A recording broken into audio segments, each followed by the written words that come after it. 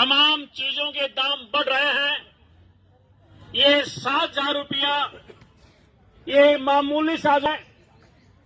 आज आप मांग करने के लिए आई हो कि 7,000 से गुजारा नहीं हो सकता, 7,000 से बच्चों को दूध लेकर नहीं पिलाया जा सकता, 7,000 से अगर बूढ़ी माँ और सास बीमार हो जाए उसको दवाई नहीं दिलवाई जा सकती। इसलिए आप मांग करने के लिए आई हैं कि कम से कम हमको 28,000 रुपया प्रति माह मानदेय दिया जाए। ये हरियाणा सरकार से मांग करने के लिए आए। अभी गुड़गांव में, मानेसर में आंदोलन हुआ, पानीपत में आंदोलन हुआ। हमारे ही घरों के भाइयों का, हमारे बेटों का, जो परिवारों से निकल करके कंपनियों में काम करते हैं, उस आंदोलन के दबाव में हरियाणा की सरकार ने न्यूनतम वेतन 15,220 रुपया डिक्लेयर किया, घोषित किया।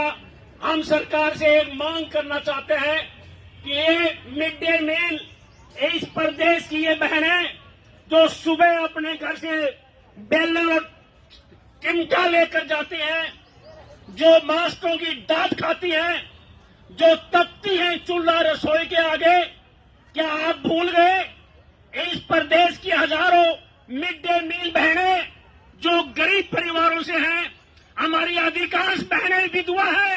आप भूल गए? अगर तुमको जरा भी ये ध्यान होता तो कम से कम जब 15,220 रुपया आपने श्रमिकों के बढ़ाए तो आप एक चिट्ठी जारी कर सकते थे कि हरियाणा प्रदेश की तमाम मिड डे मीलों को, मील बहनों को 15,220 रुपया तो मिलेगा, परंतु आपने चिट्ठी जारी नहीं की। हम ये मांग करने के लिए आए हैं। हम मांग करने के लिए आए हैं कि हमको 2 महीने की तनख्वाह नहीं दी जाती, मानदेय नहीं दिया जाता। छुट्टी होती है 1.5 महीने की, 1 महीना जून का और 15 दिन दिसंबर के। 1.5 महीने के बजाय 2 महीने की हमारी तनख्वाह काटी जाती है। हम प्रदेश के मुख्यमंत्री से हम ये सवाल पूछ रहे हैं इस नेहरू पार्क से, क्या 2 महीना मिड डे मील बहनों को, उसके बच्चों को, परिवार को क्या भूख नहीं लगती? क्या आपके पास कोई ऐसी दवाई है कि 2 महीना रोटी मत खाना, ये दवाई खाते रहना, आपका पेट भरा रहेगा? ये 2 महीने का मानदेय नहीं देकर आप क्या कहना चाहते हैं? आपके सरकारी स्कूल में जो हमारे भाई पीएन हैं, छुट्टियों की तनख्वाह उनको मिलती है, मास्टर को मिलती है, और हम भी सरकार के स्कूलों में सरकारी काम करते हैं, तो हमको 2 महीने हमारे क्यों काटे जा रहे हैं? हम ये आप मांग करने के लिए आई हो कि हमें 12 महीने की तनख्वाह मिलनी चाहिए, मानदेय मिलना चाहिए। ये आप मांग करने के लिए आए। ये हमारी मांग, धूप आ गई यहाँ माहौलो, ये हमारी मांग बहुत ही वाजिब है, बहुत ही सही है, और हम मांग करने के लिए आए हैं कि आज तक सरकार हमको अपना कर्मचारी नहीं मानती, सरकार हमें अपना श्रमिक भी नहीं मानती। सरकार, जबकि हम सरकारी स्कूलों में काम करते हैं, सरकारी स्कूलों में पढ़ने वाले बच्चों के लिए रोटी बनाते हैं, तो हम अगर एक पीएन, अगर एक मास्टर, एक हेडमास्टर अगर सरकारी कर्मचारी हो सकता है, तो हमारी मिड डे मील बहनें सरकारी कर्मचारी क्यों नहीं हो सकती? ये आप मांग करने के लिए आए। हम मांग करने के लिए आए हैं कि 2017-18 में आपने ड्रेस लागू की थी। वो ड्रेस का कितना पैसा मिलता है? 600 रुपया, और 600 रुपया में सिलाई ज्यादा है, पैसा कम है। आज ये मांग आप उठा रही हैं कि हमको 3,000 रुपया मिलना चाहिए। ये मांग करने के लिए आप आई है। हमारे जब ये 2005 में ये मिड डे स्कीम आई थी हरियाणा प्रदेश के अंदर, तब क्या मिलता था और आज हमको क्या मिलता है? ये तमाम जो महंगाई बढ़ रही है। अगर किसी के माफिक ना आए हेडमास्टर के, गांव के किसी ठुंडे आदमी के, हमारी मिड डे बहन और उस परिवार ने किसी को पंची सरपंच की वोट नहीं दी, तो वो एक मीटिंग बुलाएंगे और कहेंगे आप कल मत आना यहाँ, आपकी यहाँ जगह नहीं।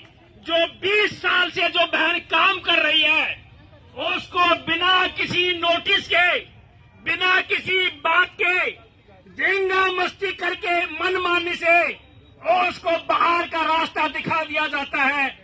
कितनी बहनें हरियाणा प्रदेश से उनको जो मिड डे मील थी उनको बाहर कर दिया गया है। हमारे आपकी यूनियन की जो महासचिव है कुसुम पंचाल, उसका केवल एक कसूर था कि उसने आपकी आवाज को उठाया था कि अन्याय शोषण नहीं चलेगा और उसको बाहर कर दिया गया है। तो हम ये मांग करने के लिए आप आए हैं यहाँ कि जो काम पर लगी हुई है उनको हटाया नहीं जाए, उनको वही रखा जाए और जो हटा दी गई है उनको बहाल किया जाए। ये मांग करने के लिए आई हो, ये मांग करने के लिए जो हम आए हैं। सरकार ने हमारे इन मांगों को मानना होगा।